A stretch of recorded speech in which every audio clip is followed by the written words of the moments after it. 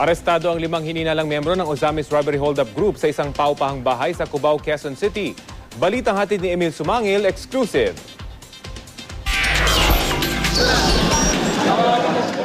Sa pinaniniwalaang safe house ng grupo malapit sa kanto ng Harvard at Columbia sa Cubao, Quezon City, natimbog ng Quezon City Police District ang 5 tao.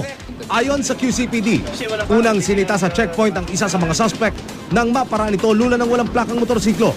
Tumalilis daw ito ng takbo at nang habulin. Sa isang paupahan pumasok ang suspect at dito na aresto ang iba pa niyang kasamahan.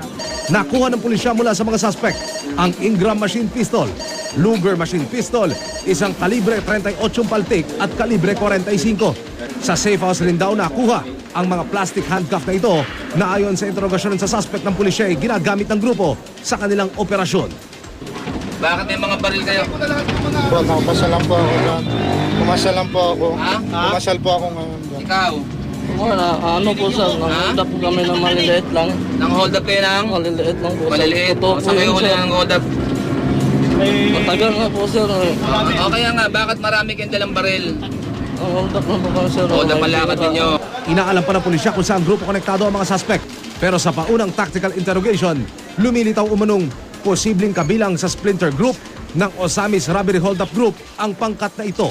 Inaalam na rin ng QCPD kung ang grupong ito ang nasa likod ng 10 million peso robbery sa New Manila, Quezon City nitong nakaraang weekend. One identification taken was 8 points na taga-Ozamis siya. So far the others are still being investigated. Emil Sumangil, GMA News.